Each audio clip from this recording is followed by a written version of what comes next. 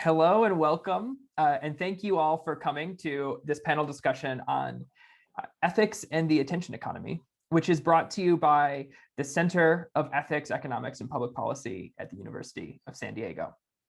So I am delighted to be joined by Clinton Castro from Florida International University and Adam Pham from Caltech. The event will run for 1 hour. I'll spend the first 40 minutes asking questions of our panelists, and then the remaining 20 minutes will be a Q&A from you, the audience. I'm joined by my colleague, Matt Zielinski. So please send any questions that you have at any point during the program to Matt using the chat function, which you can find below. And then he'll put these questions to our panelists at the end. Okay, so without further ado, let's begin. So Clinton and Adam, recently you've both been working on some interesting and pressing ethical issues pertaining to the attention economy. So the first question is, what exactly is the attention economy and what's distinctive about it? So Clinton, maybe you'd like to go first. Cool. I just wanted to start by saying thank you everyone for coming, and thank you all for having us. This is an honor. I can't believe people are reading our papers. It's very cool. So to get to your question, I thought it might be helpful to start with a term that's embedded in how we define the attention economy, which is new media. And we identify that word is used a lot. I'm not saying that this is definitive. This is just for our purposes. We identify new media as highly interactive digital technology for creating, sharing, and consuming information. I think Facebook, Instagram, things like that would be good examples. And then in the paper, we define the attention economy as an economic market in which consumers give new media developers their attention in exchange for a service, like access to a news feed, pictures of friends, and so on. And those in which developers auction off consumer attention to advertisers. And this is actually a really old model. We talk about the historical origins of this kind of style of exchanging services for attention in the paper. But it's really taken off, and it's like the dominant model now with smartphones and smart devices and new media. I think you also asked what's distinctive about the attention economy. I don't think I can be exhaustive here. I'm not going to try to be. But I thought I would just kind of rattle off a couple of things that might be relevant for later in the discussion and kind of strike me as things that are interesting features. One is that it has a propensity to put users in what Teen Wen calls epistemic bubbles. There's another kind of more generic term that some people use called filter bubbles.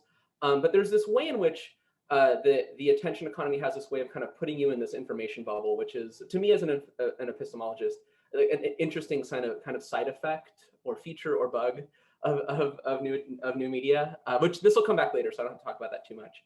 And then the other two things I thought I would throw out there is, one thing, I'll mention them in tandem, is that the attention economy seems to both be ubiquitous and nearly invisible, where a lot of people just don't really recognize what they're doing with the attention economy as making any kind of exchange, really. It's kind of natural, it's kind of passive. It doesn't really look like you're making an exchange a lot of the time. And also at the same time, it's just kind of everywhere. It's in our pockets, it's on our bedside table, and we can kind of always engage with it. And we might always be engaging with it even while we're sleeping if you've got like a smart device. I know I have a lot of friends that are runners, and they just like will not take their like heart rate phone monitor thing off any time of day, even when they're sleeping. Anyways, I'm probably talking too much, and I'll leave some room for Adam if he wants to jump in. Yeah, Adam, do you have anything you'd like to add? Oh, go ahead. Sorry. Sure. Yeah, I think I'll just add that although the attention economy has gotten a bunch of attention kind of recently, tied up with its role with new media, so that's new in that sense. And although new media kind of produces some interesting distinctive features in the attention economy, so to speak, economists and others have been interested in it for a long time. And one example that jumps to mind immediately is Herbert Simon, who is a particular kind of hero of mine. And he's famous for arguing that our rationality is bounded. He spent a lot of time arguing about this. And one crucial way that we're bounded, and this is really one of the first things he worked on, was we're bounded through the scarcity of our attention. So our attention is a kind of a scarce resource, and that's kind of what gives rise to this attention economy. Yeah. Awesome, thank you. So sort of as a as a follow-up to that question, offhand, you might think all forms of entertainment, including old media like newspapers, films, and network TV, et cetera, as well as things like casinos, amusement parks, arcades, involve firms competing for our attention. So Adam, let's begin with you this time. Can you say a bit more about the relevant ways in which new media differs from the old as they relate to the rise of the attention economy? Yeah, I think that a lot, maybe not most, but a lot of what is distinctive or unique about new media has to do with the kind of scale and the pervasiveness with which the platform can kind of capture our attention and then monetize it. And this is in turn enabled by big data. So I think, as Clinton said, it's sort of both everywhere and nowhere. And I think that maybe both of those are expanding as a result of the Internet of Things. New media services can be targeted in an especially fine, individualized way, whereas the older forms of media that you mentioned maybe can't be, although to some extent, certainly not to the same degree. The workings of these new systems are complex to the end users, and in some cases to the developers, and so they have a degree of autonomy from really everyone who's on all sides of the engagement with them. Clinton, I'm sure, has other stuff to add. Yeah, I could throw out a couple other things, although I think that Adam hit on like some really big ones there. I thought I would throw out that many of the examples you mentioned aren't free. Some of them are, but many of them are not obviously free, or obviously not free. A lot of them are available. A lot of the examples I'm more concerned with are available on demand 24 hours a day. So there's like no kind of real friction there. I mean, even with the TV and radio, it's like you're still stuck with what's on, right? It's not just what you want when you want it. I already said this thing about epistemic bubbles. I think that there are some bubbles you can get yourself in with TV and radio, but they're just like not as dialed in as it is with the new stuff. Sorry.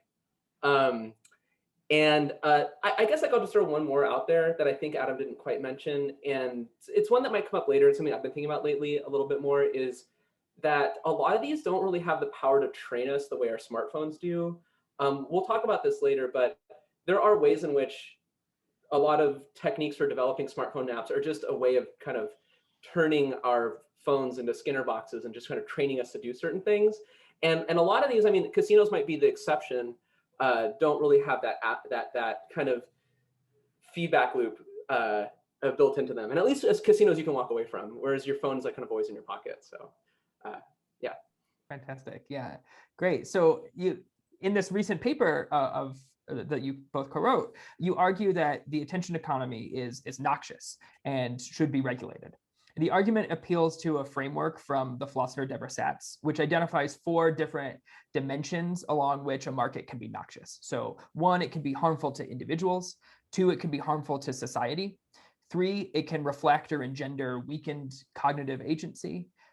Or 4, it can exploit people's vulnerabilities. And you argue that the attention economy looks pretty bad along each of these dimensions. So I thought we could talk about each of them in turn. So first up is the first one.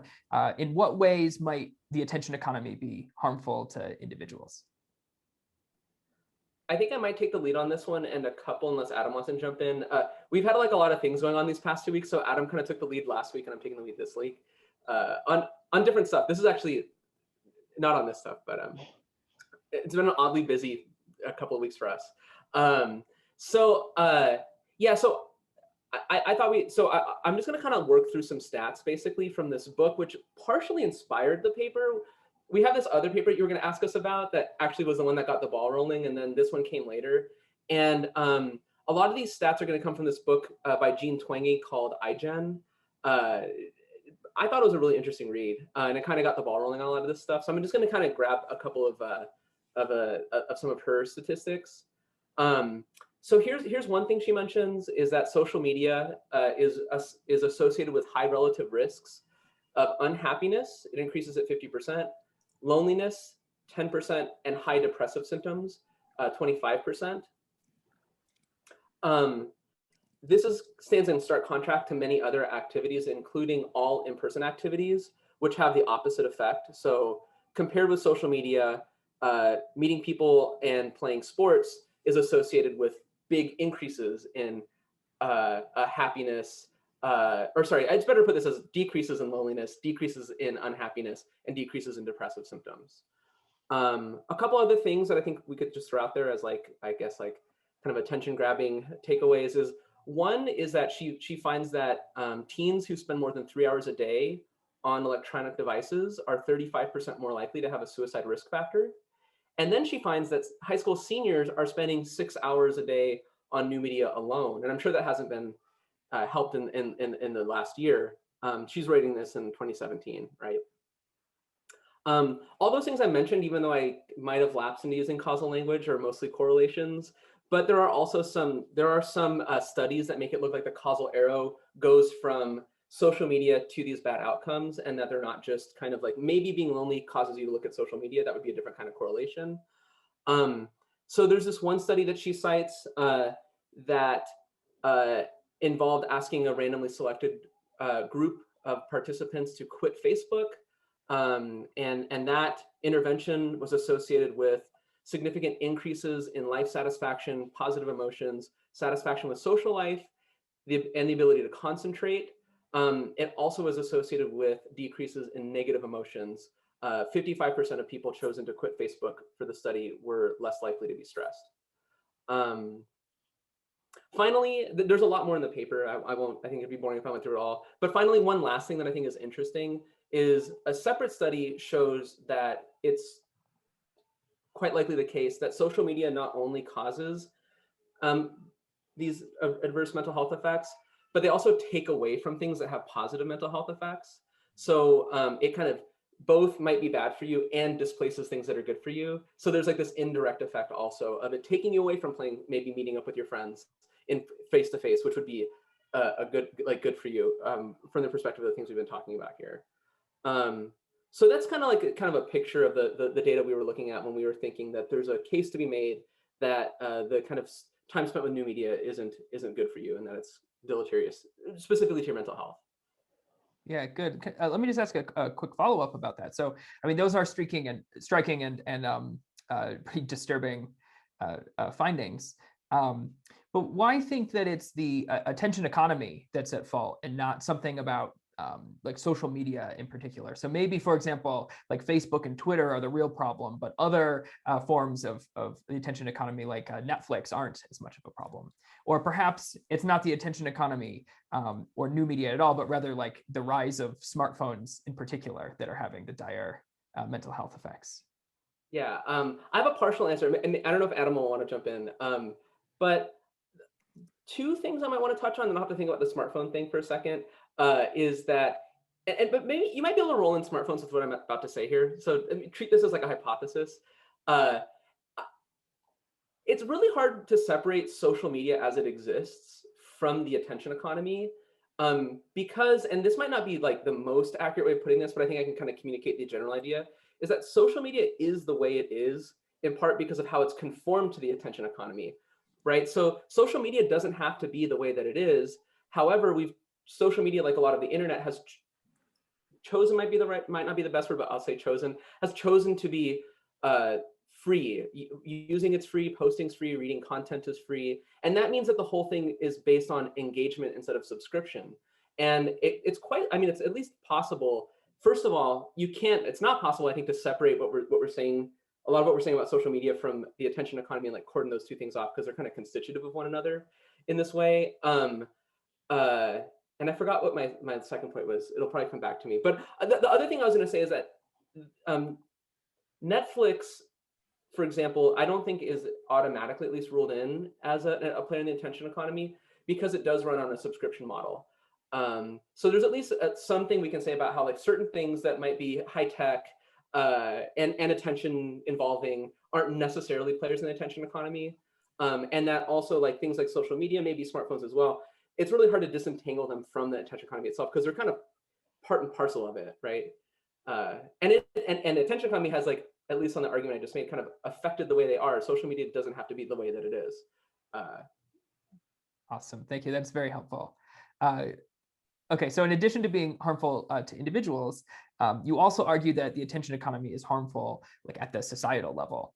So what are some of the social level harms that you think come along with the attention economy? Good. I'm going to say a couple quick things and then invite Adam to talk about something that's like kind of outside the paper. It might be fresh for people who read the paper and are feeling like I'm just repeating it. So we make some claims backed by some findings that new media or social media in particular is associated with polarization, balkanization, and extremism.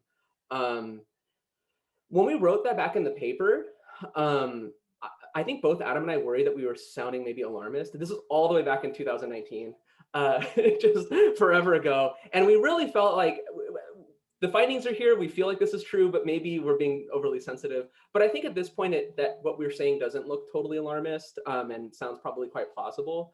So I won't like reiterate the kind of stuff that we went over to try to make those points in the paper.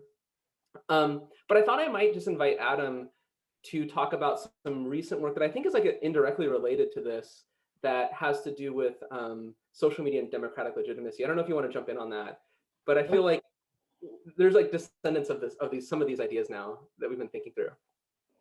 Yeah, as you've been talking, I thought one thought everyone maybe has had in listening so far is that new media seems to offer all of these new modes of manipulating people into doing things that perhaps they don't want to do or that maybe they wouldn't do otherwise. And I'm guessing that soon we will talk about how manipulation bears on our agency, as individuals. But for now, I can just say, related to the social harm point, that it seems like it's a special kind of problem when people are manipulated as citizens and en masse in a political context, because it seems like this can have bad effects for democracy. People aren't really getting what they want, or at least what they think they're getting. And in particular, it seems like it impugns the legitimacy of democratic elections. So it impugns democratic legitimacy. And so you can just sort of draw a direct line from the operations of certain firms. Cambridge Analytica, I think, is maybe the most striking high-profile example. But you could draw a line from firms like that and their activities to something like questions about legitimacy. And there's actually been a lot of work trying to adjudicate exactly how much of an influence they had. It's not clear. Things are obviously really complicated. But I think the very possibility of it is troubling. Absolutely. Yeah, great. So the other class of worries about the attention economy has to do with agency, which you just mentioned. So you argue that markets have their source in, or that these markets in particular have their source in a certain kind of weakened cognitive agency. And can you just tell us a bit more about that? I hope Adam's not minding that I'm doing all the talking here. Never. So we identify, this is kind of a term we came up with. I'm actually not totally in love with the words we ended up using. It was kind of one of these things we kept going back and forth between different words. It's a label, it's maybe an imperfect label, but I can just deliver the idea and we'll stick with the language of the paper. So we identify weakened cognitive agency as ways in which market participants fail to instantiate the characteristics of an ideally rational actor. Now that's kind of a really high threshold and all of us fall short of that. But there are ways in which people can fall really far short of that can be troubling. And so I think we mentioned this in the paper that addicts and young children would be good examples of people who really could fall far from that ideal in ways that like most of us are not falling so far from it that it's like it's concerning, right? The basic idea behind our weakened cognitive agency complaint is that whether we realize it or not, our phones are very, very powerful behavior modification devices. In the paper, we talk about this popular design guide called Hooked, which lays out a blueprint for using behavioral psychology to get us hooked, or I think a better word is addicted to our phones. And our worry is that if our phones are hijacking our attention by leveraging a weakness in our psychology, like our ability to be trained to check our phones compulsively, then those interactions start to look really unhealthy. They, at some level of abstraction, look a lot like a gambling addict going to a casino. And we should mention here that Hooked says that its method leverages the same mechanism that drives this is the language of the book, many other habit-forming products, such as slot machines and lotteries. And if you can think about, like, if you just kind of think about that, that means that there's quite possibly that I mean, phone addiction is like a thing that people talk about now, right? And if weakened agency is a source of concern about a market, if it's like kind of drawing on a weakened agency sort of kind of way, well, then the attention economy is leveraging our attention in exactly that kind of way, it would seem. Because that's the hook model, I think. I don't have like an empirical kind of study here, but it's like the dominant model. And if you read the book, which is an interesting read, you start to just recognize everything he's talking about. Like, here's how to do all these things to manipulate people. And it's like, this is just my anecdote, but it's like, oh, all the devices, all of the websites I actually don't really use, like, do seem to have all of these features to them. And I don't know if Adam wants to add something to that. No, that covers it. Great. Okay, so the last dimension was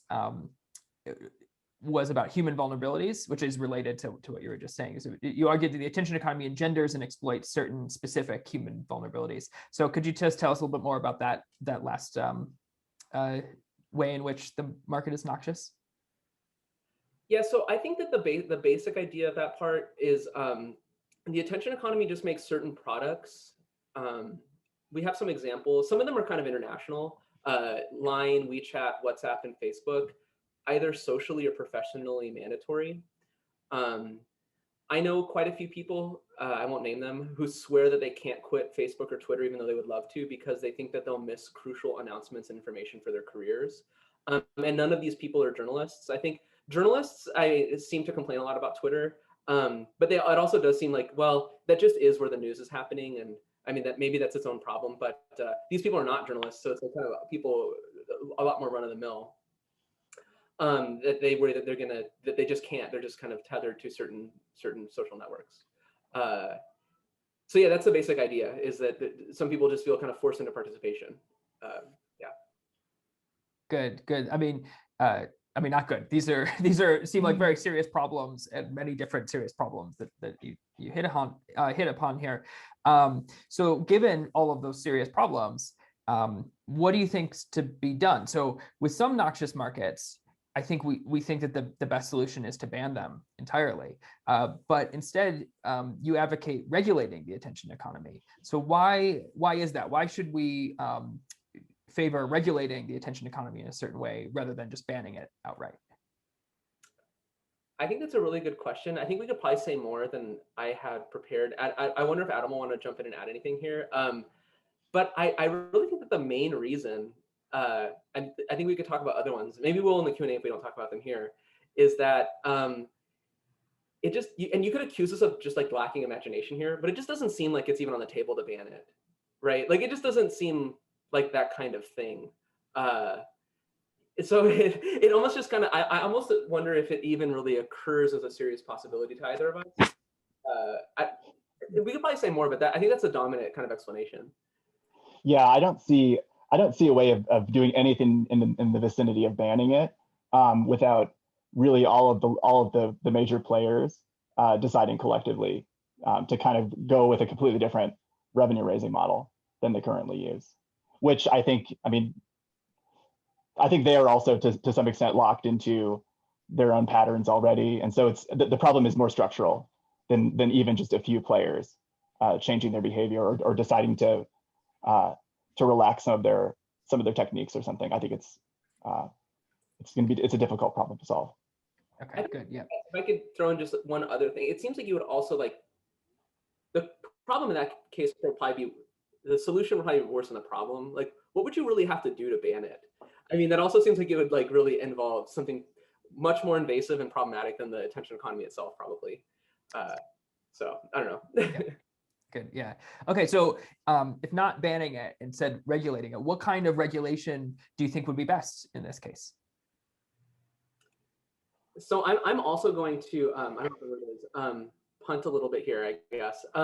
So I really don't know what would be best. I think it's a really good question, a tough question about what would be best. And I take it that there's some really smart people out there that have like expertise in other areas that are better equipped to answer this kind of question. In the paper, we talk about certain kinds of product labeling and limiting marketing to children or access to children.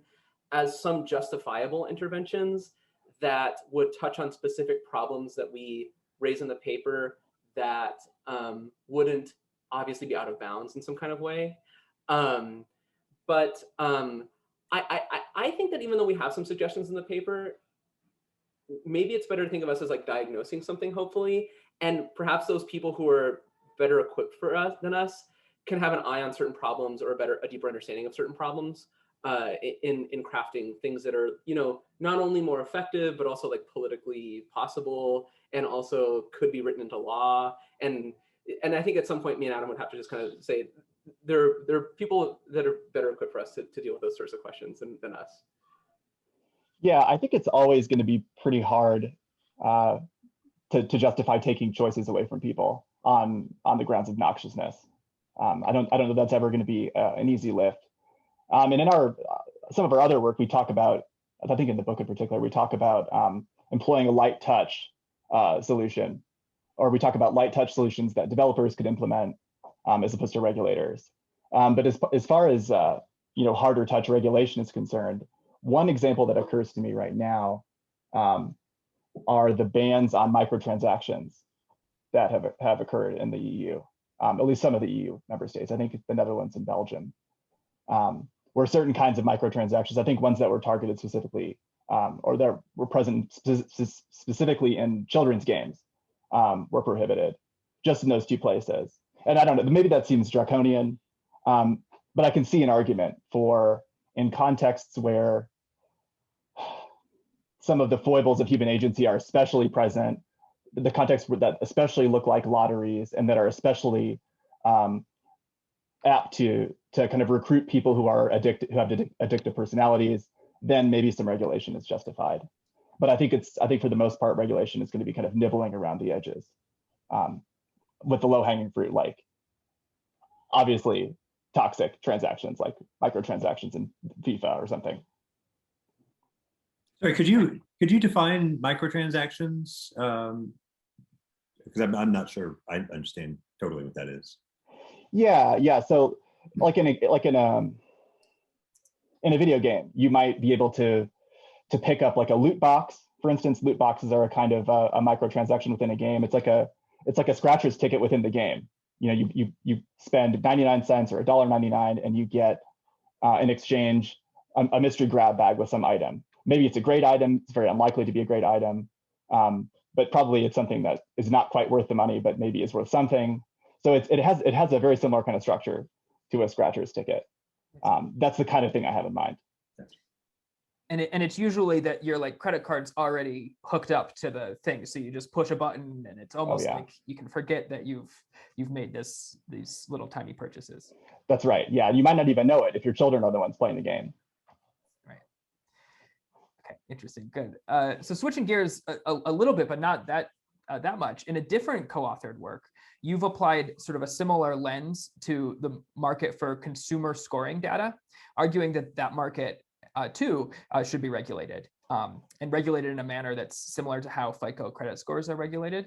So I was wondering if you could just tell us more about that paper and more about consumer scoring data. I hadn't heard of, didn't know what that was. So I was wondering if you could tell us what consumer scoring data is and why you think the market in it should be regulated. Yeah, it's not a super common term. We borrowed it from like a report just because we needed a word for this thing.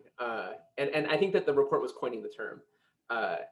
And so consumer scoring data is data that's used to make predictions about consumers, such as whether they'll pay debts, move their business to another merchant, take medicine according to doctor's orders, buy brand name or generic medicine, are pregnant. That's a very famous case. And tons of other things like this, some of which can feel very invasive, like the pregnancy thing, which is, if people don't know, there's like this famous case of Target kind of predicting that a young girl was pregnant and then marketing to her before her parents had found this out, kind of outing her. And consumers data works a lot like attention in the attention economy. It's often the currency that you use to pay for what seem to be free products. And at this point, it's probably worth saying that like me and Adam in each of those papers kind of silo things and talk about the attention economy and the consumer scoring economy. But it's like obvious that these things are just like this messy tangle that kind of work together, right? It's not like I'm an attention firm, I'm a data firm, right? There are all kinds of overlaps. And yeah, we think the market, we think that justification or some kind of intervention in the market justified for roughly the same kinds of reasons that we think that the attention economy should. We talk about harmful effects for individuals and societies, individuals and society, and its source and vulnerability. To give a sense of some of these, we discuss cases of individuals who are seriously harmed by poorly managed databases when they're just like not party to the transactions, and the benefit to the people managing the data is doing it kind of in mass. It doesn't really matter what happens to individuals. It doesn't matter that they, and they're not kind of in the loop, so they can like kind of not know why certain things start to go badly for them, and it's because something has been kind of predicted of them that's false based on poor data or poor data management. We talk about the potential to use this data in ways that are discriminatory. We talk of people's lack of understanding of what they give up when they share their data. That's kind of like the weak cognitive agency stuff, right? People might just like not really appreciate what they're doing when they hand over certain kinds of information to certain kinds of people. And then finally, we talk about the fact that many people practically have no choice to give up their data. So again, if you talk about a lot of the things in the attention economy stuff that me and Adam are worried people might feel is like professionally or socially mandated, well, to even have a profile to start, you have to start forking over data as well as attention. And so again, people look like they're kind of forced to give up this thing that might be in their interest not to give up. Excellent, thank you. One worry about social media, which has already come up and you've already mentioned, is the rapid spread of misinformation and the corrosive effect that this can have on our political discourse. In your paper, Epistemic Paternalism Online, you both explore some ways of altering new media technology to liberate us from our epistemic bubbles. And I was wondering if you could tell us, what do you think is the most promising solution for doing this?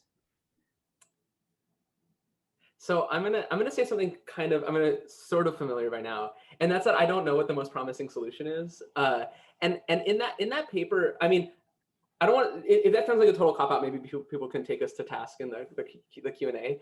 But that paper, at least the way that I thought about that paper, was it was less about the best ways to stage certain interventions, and more about the room companies might have to engage in epistemic paternalism. And that paper is like very focused on a very, very kind of minor technological intervention Facebook was engaged in. And it's like a really good example of what Adam meant, of something that has like a really light touch.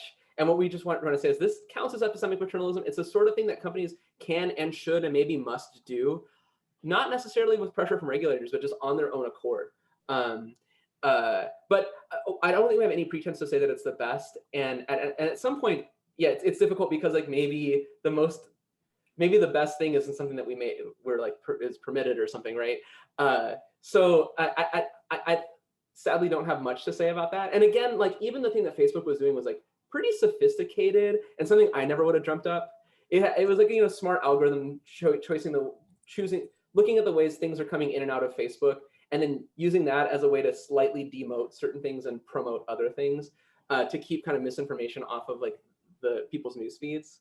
But and then kind of getting to, I think, another part of the question, which is like, what are some good things that, and maybe ones we didn't talk about.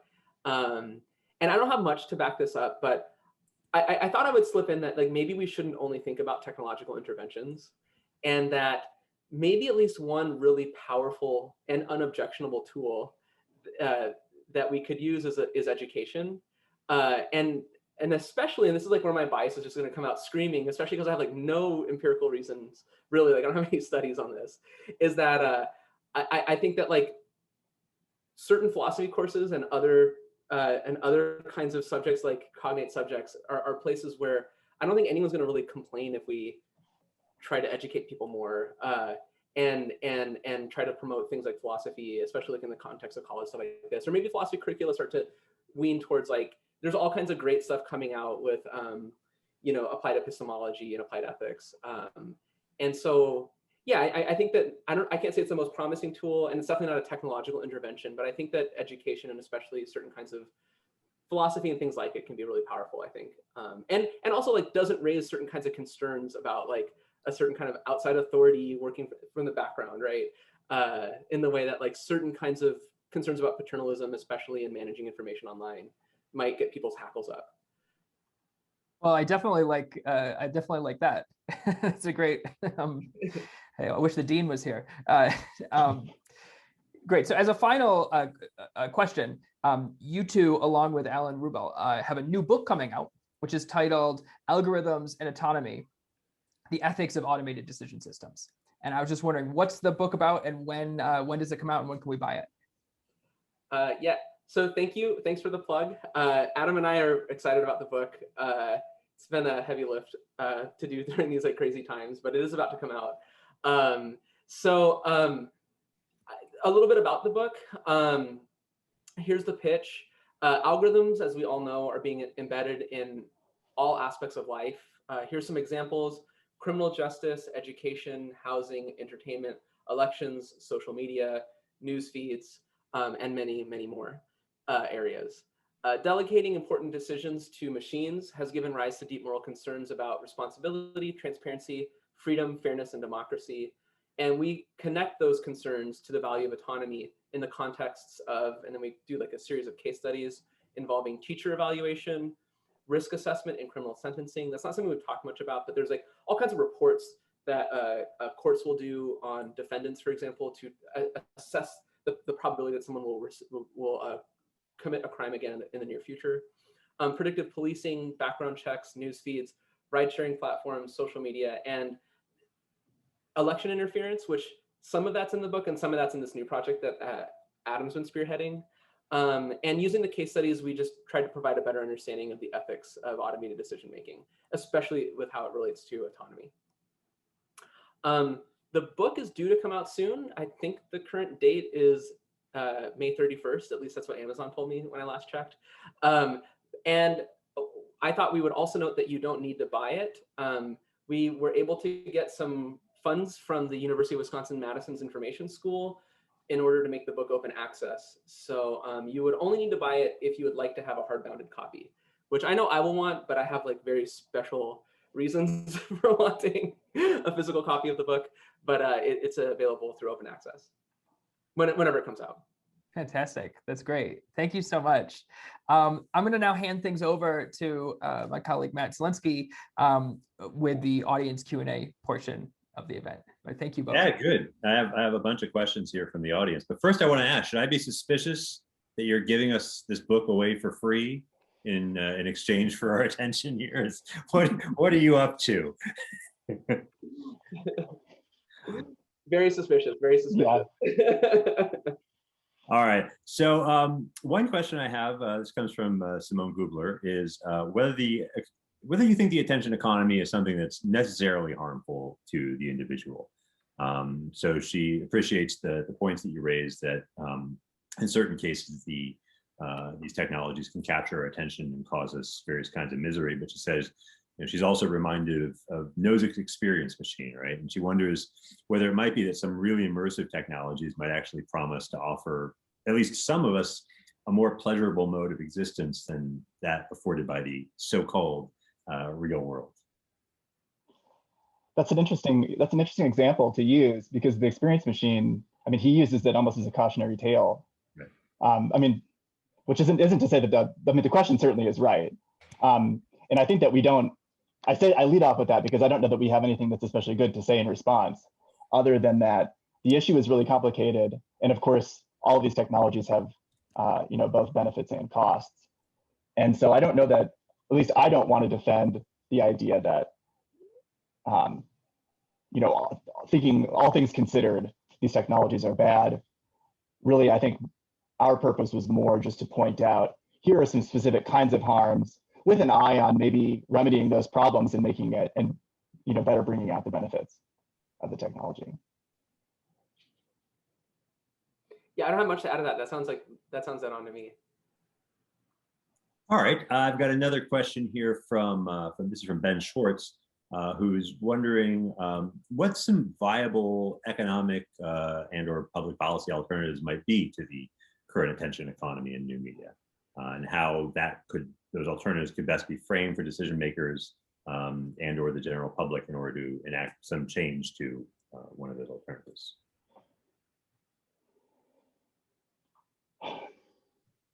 There's a great paper by, among other people, Jaron Lanier, on this project called Data as Labor. I think that's one kind of large-scale alternative to what we're describing. I mean, it's like, sort of like a family of alternatives, but the basic idea is that rather than passing your data directly to these companies, there would be some sort of intermediating platform that allows you to sort of capture more of the value, and that the kind of brokers that negotiates with these companies is able to negotiate on your behalf, and so on. I think the specific details are kind of fuzzy, but the idea is that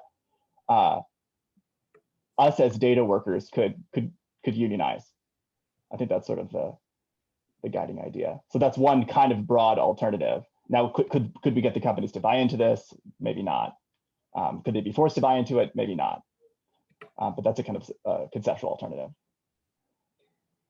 Yeah, that's the same thing that kind of leapt to my mind, is the linear idea is like really cool. I think the New York Times did a neat series on it. It's kind of interactive. There's some videos and stuff. And yeah, I think that the model is just to make sure that the data gets paid for, and that you would join these, like, I think he calls them guilds, where there would be like different unions. And like, I, as someone who's like really doesn't have a social media preference, might have a lot of trouble getting into a good guild. But if I like worked really hard to create like really awesome Twitter posts, I might be able to get into like a top tier guild that then could kind of handle like the business for me and represent me. The thing I was just going to add to Adam's thing was if you're interested in this question, the New York Times series is great. There's also some like academic and quasi-academic articles on this. I think Harvard Business Review might have had some, or MIT. But predating all of that, Lanier has this, I think, awesome book called Who Owns the Future, where he kind of pilots this idea and some of the like deep motivations behind it.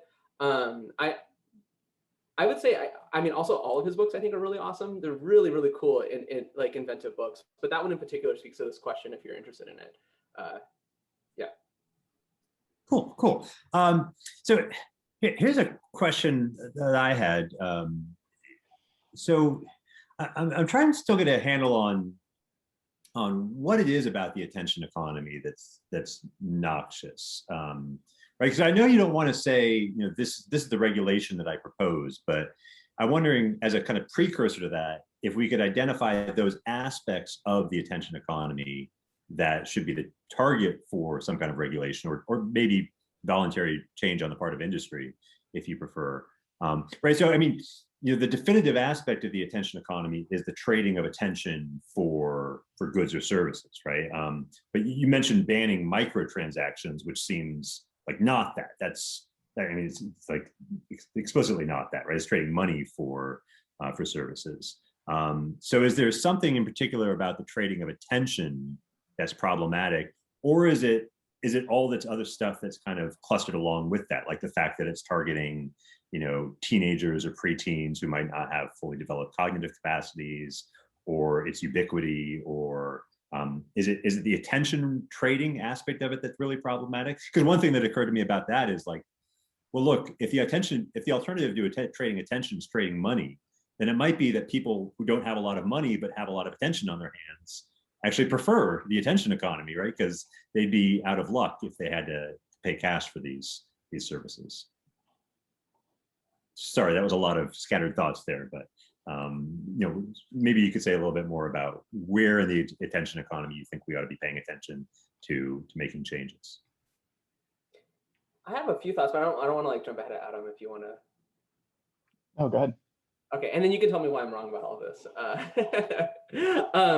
Yeah, I mean, that's kind of interesting. I mean, there's like some thoughts. I mean, back to the other question about like whether it's necessarily bad or not. I mean, I think that's like necessary is a strong word, but Adam and I were like wanted to make sure we were touching on something that felt like kind of, we use the language of kind of modally robust. Like, it's not just happens to be this one time someone got like a really raw deal, right? We wanted it to be like something characteristic, right? And I guess like, I don't know, I'm kind of thinking out loud here, but I feel like there are problems that we point out, some of them are a little bit more essential and some of them are a little more accidental, where like this stuff about like who, like being away from people's faces and spending time on screens causing depression, allegedly, at least according to some of the stuff we looked at, seems to be like somewhat accidental. Like, okay, well, that's like kind of like almost like a side effect, right? But it also seems that like some of the stuff about like attention grabbing itself does seem to have like some pernicious elements, or at least that it could be done perniciously. So I'm thinking that you know, the dominant model like really what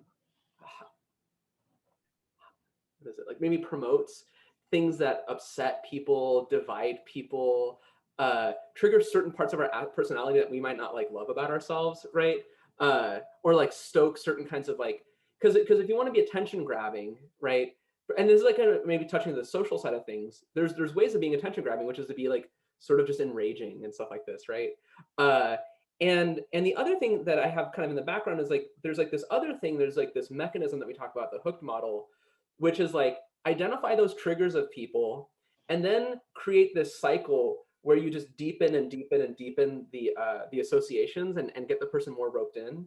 And it seems to me that like, especially that second thing, you might say, it happens in this way where it's like really, we're not aware of it. And it's kind of working in the background and it's like modifying our behavior in ways that you might think that like, maybe that's like the best way to mine attention, but maybe that like great way of mining attention is like not good for the people, but in ways that they can't really appreciate, and it's not really good for like the rest of us who have to like live next door or whatever to people engaging in this stuff. And then that kind of, I guess, like kind of gets me thinking about the second question of like, and I think it's a really good point. Like, what about people who don't have money, who do have data? I know that there's like a browser now that people are kind of excited about that, like it actually very straightforward, Brave. It kind of very straightforwardly turns what you do into like kind of cryptocurrency. And then like, if you use it long enough, you can get cash outs. They're very small, right? And some people might be very excited about this, but you might think, well, we could still have that, but we can get rid of these things that we're learning through time to be like kind of pernicious in these ways, where they kind of work in the background and they like make people really angry with each other, and they like get people addicted to behaviors that like seem to be bad to them, but in ways that they're like not really fully appreciative of. So I wonder, yeah, I mean, I don't know, that was also kind of disconnected, but maybe I should just like, that's a good point for me to like step aside and see if Adam wants to add anything to that. Yeah, I think we would want to emphasize those particular examples where like engagement, the system is seeking engagement just for the sake of it. That's what it's trying to optimize. Or like the YouTube algorithm, I think maybe is the quintessential example of this, because the point of that is to maximize engagement, understood in some way. And what that has meant has changed over time, but it's always been about engagement. And it doesn't seem like that's not what I'm looking for out of YouTube. I don't know what I'm looking for in advance, but it's not maximum engagement. Well, I'm not sure. It's difficult to characterize what I'm looking for, but it's not. I know that it's not maximum engagement, and I know that at least when you look at it a certain way, that's what the algorithm is optimized for. And so that's a kind of a pernicious feature. Yeah. I get that, and I don't know. I think I might be weird in this respect, but a lot of that stuff I kind of like, where it's like, oh, like that video on the side of the one I'm watching, that actually is something I would be interested in watching next, right? Or that advertisement that Facebook showed me in the middle of my newsfeed, I was actually just thinking I wanted to buy one of those things. How handy is that? So there's every time, yeah, it's creepy but convenient. Shifting gears a little bit here, there are a couple of questions about the effect of social media and the attention, the new economy, I guess, on democratic participation, democratic awareness, democratic frictions, I guess. And the theme of these few questions I saw was, well, look, on the one hand, there are ways, of course, in which these social media outlets facilitate what we might regard as kind of admirable political participation, right? So Simone talks about the watching the protests in Myanmar unfold online. I think on Twitter, right? Or the Black Lives Matter protests last year were partly facilitated by these social media outlets. This is a kind of a worldwide phenomenon now with Twitter, has been for over a decade. So on the one hand, these things might help facilitate with or raise awareness of social movements in what we might regard as a generally benign way.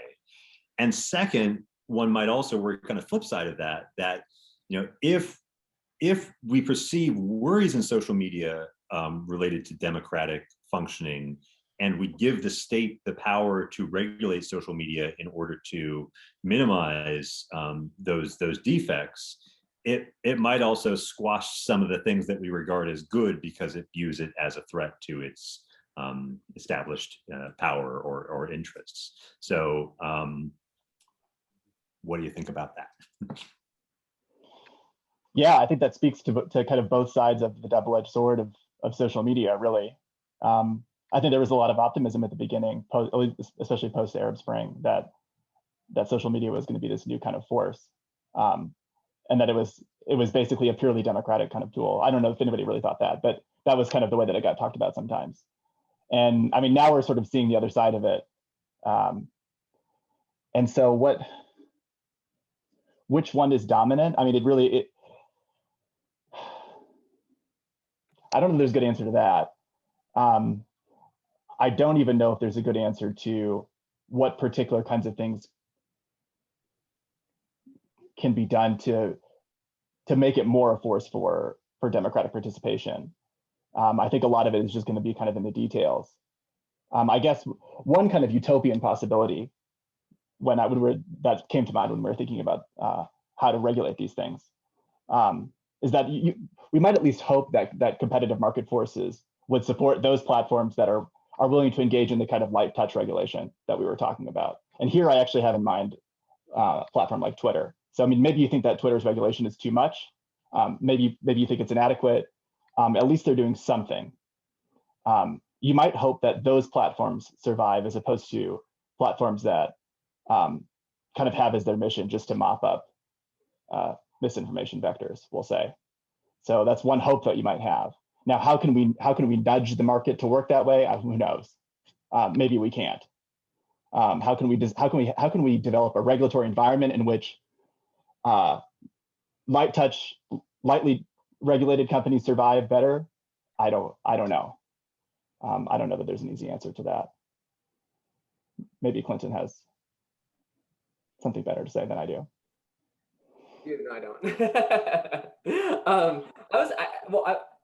I don't have too much to add to that, other than I was going to just mention that Zeynep Tufekci has a good book, kind of head on talking about these sorts of issues if people are curious about it. It's called Twitter and Tear Gas. It came out in 2017, so it might miss certain things that you might think are very prevalent to this kind of question, but I thought it was interesting, and it focuses on the Arab Springs and Twitter in particular. And I was actually going to ask Adam, I'm kind of curious about this other question about giving the state the power to regulate certain things. I don't know, I have to like think out loud just a little bit, because I don't, even though like in these papers we recommend some like pretty light kind of some suggestions that I think would be very light. In the democracy stuff, I don't know that we have any kinds of recommendations. We just have like articulations of things that seem to be problems and kind of relating them to things that we call drags on legitimacy, like things that can kind of like not necessarily eliminate legitimacy, but create problems for legitimacy. And I guess like the one thing that's positive that I was going to add was that like we're not always addressing just like these. You have these companies that are just evil, and we're going to try and like jump on them. In our experience, like, or at least in my experience, when you actually get to speak to people, I mean, companies or not, they're interested in this stuff. They're interested in doing better. And there are kinds of things that hopefully philosophers can point out that are like difficult problems that would be new ways of conceptualizing those problems and seeing them. And, you know, a lot of, and it might be up to them to try to think about what to do next. Because at some point their solutions are going to be more interesting than ours because they're better at the computers than we are. So, I mean, like when I think of like the Facebook thing I talked about earlier with the algorithm, it's like, oh, that's a pretty ingenious little like widget to try to address the problem of misinformation internally. So I don't know if I see Adam's nodding. I don't know if you want to add anything to that, but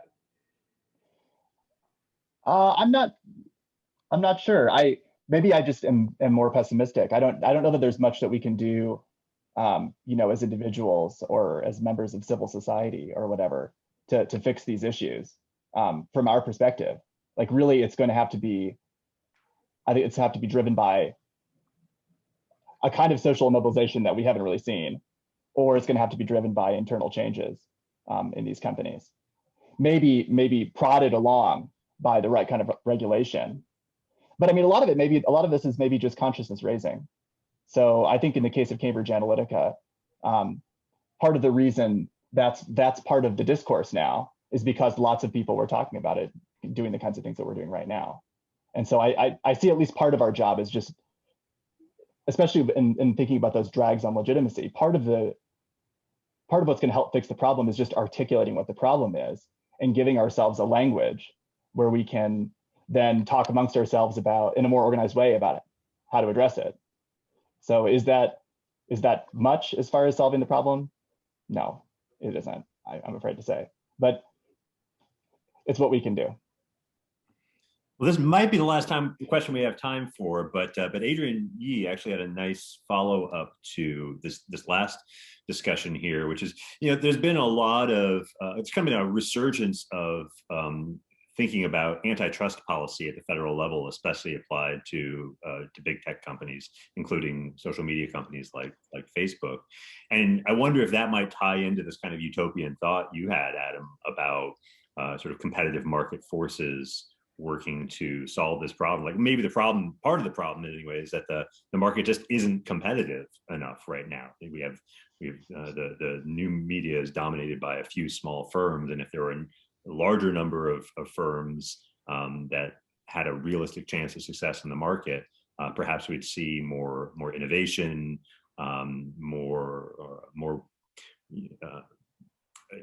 different approaches to transactions and structuring the experience in ways that might avoid some of the problems that you've been identifying here. Yeah, I totally think that's true. I once again have to be pessimistic because I think that the barriers to entry, so to speak, in being able to run these technologies at scale is so immense. You need this massive infrastructure, which itself is owned by only a few companies, to provide what you can imagine would be a feasible, realistic scaled replacement for, say, Facebook. I think really the only kind of like open source alternative I know for those sorts of technologies is Mastodon, which is a kind of a platform for developing your own social media networks, more or less. And there just hasn't been, it goes without saying, there hasn't been the same kind of uptake in that there are with these really extremely well-designed, streamlined mainstream technologies, because they have all the advantages and all the tools to make the very best kinds of things. So it's kind of an uphill battle, even in entering the market to provide an alternative. And yet, of course, there are new alternatives all the time. And so I shouldn't be as pessimistic, perhaps. It's hard though. I mean, even Google couldn't do it, right? Remember, I had my Google Plus profile for a little while, and I don't know what became of that thing. That's right. Yeah, we all sort of remember that 6 months or whatever. Yeah. Ryan, did you want to wrap things up? Because I think that's probably about all the time we have for questions. I got a few more on the list here, but we're out. Yeah, we're out of time. So apologies to those of you who asked questions and we ran out of time to answer them. But please join me in thanking our speakers, Clinton and Adam. Thank you very much. I thought this was a great discussion, and I really appreciate you joining us today. Thanks so much for having us. Thanks, guys. That was really great. It's so much fun. Thank you so much. Yeah. All right. Goodbye, everybody.